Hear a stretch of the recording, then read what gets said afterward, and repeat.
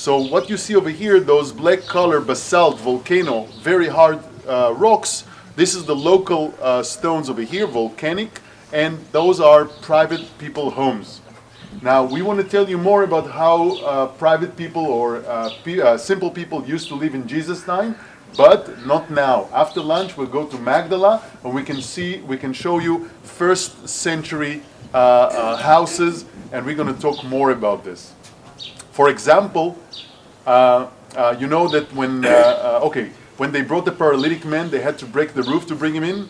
So the people were blocking the streets.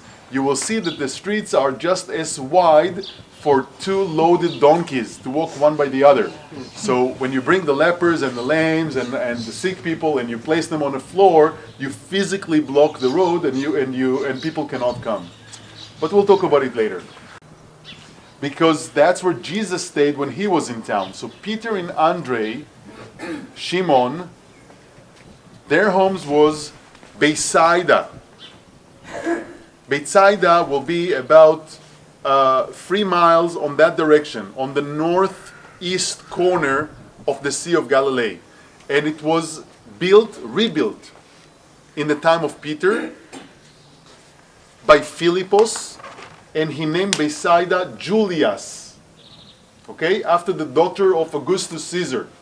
So Bethsaida, this fisherman's small town, became a Roman polis.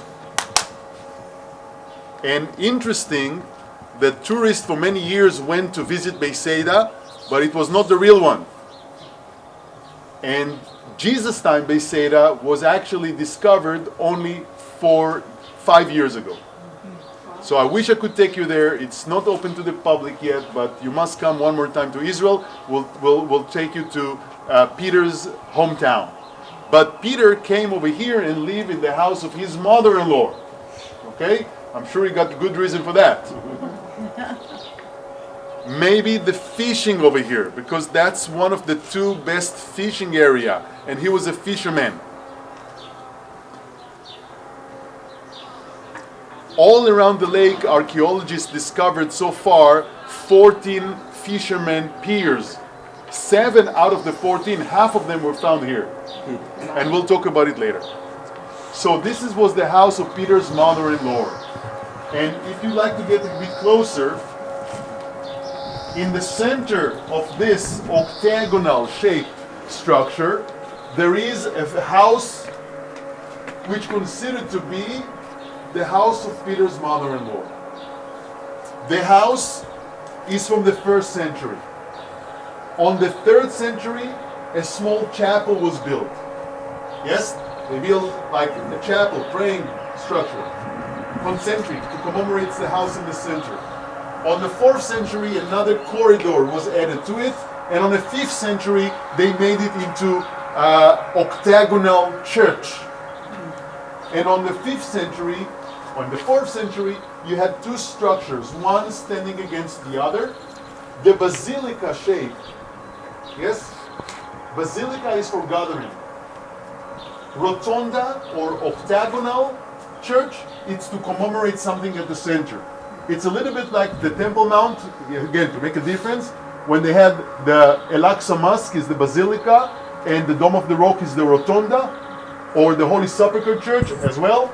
You have 2 buildings. One is basilica for gathering, and one is rotunda to commemorate something. So those 2 structures, the great church and the great synagogue, were built at Capernaum on the same time.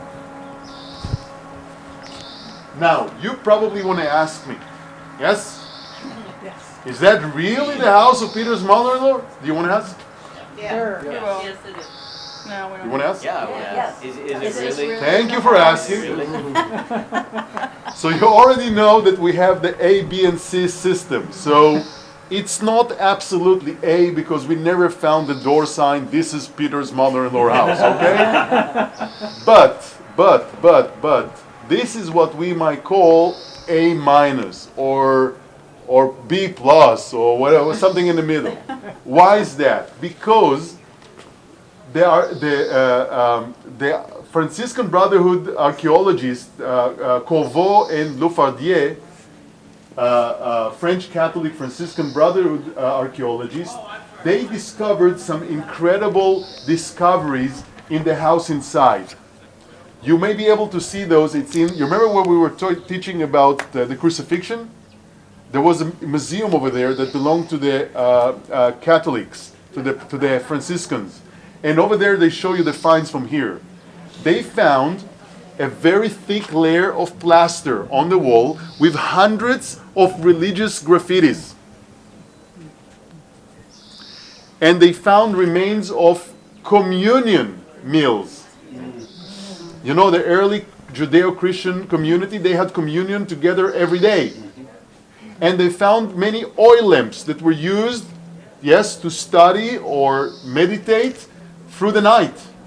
And all that from the end of the 1st century AD.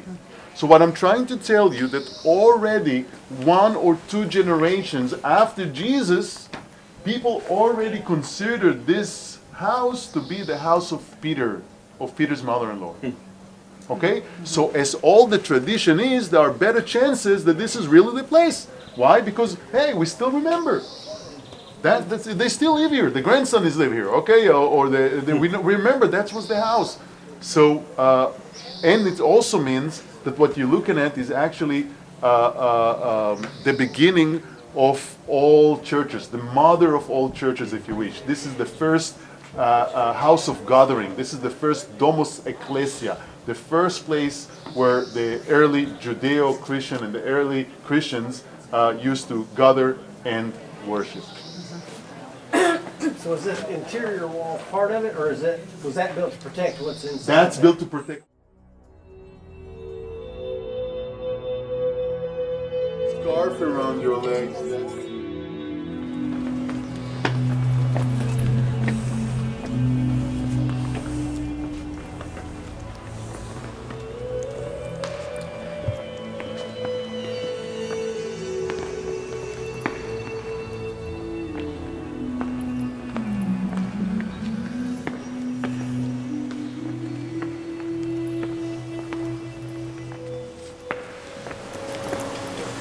That's where Jesus healed Peter's mother-in-law.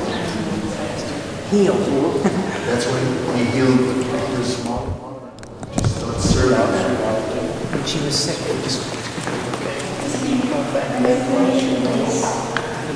Healed first.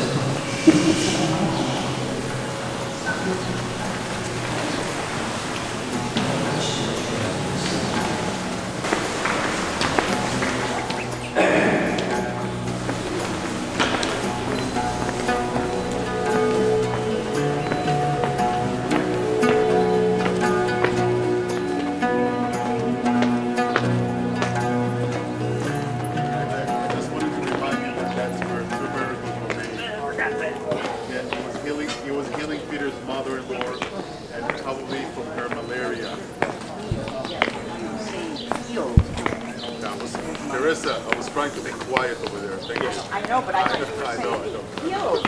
Healed this mother-in-law. Healed. Never mind. Jesus. Usually, I told you, usually with a bigger group I have whispers and I'm not to whisper. I just want to remind you that that's where he healed, and she stood up and started serving them immediately, and he healed her from her fever. And fever in these areas usually means malaria, and malaria takes long time recovery. Okay, so she stood up immediately. So it's for telling you it was not just a good doctor; it was a miracle. Okay, the Bible when it tells us, hey, don't think he just gave her a good medicine or gave her a good treatment and she was healed. She stood up immediately.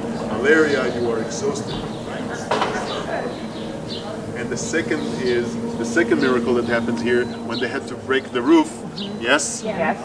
To break the roof and to bring the paralytic man. Yes. On the other hand, after breaking the roof of Peter's mother-in-law, it's good that we have a carpenter in the house. And since this is a two-man's work, now we got the paralytic man that can actually help him.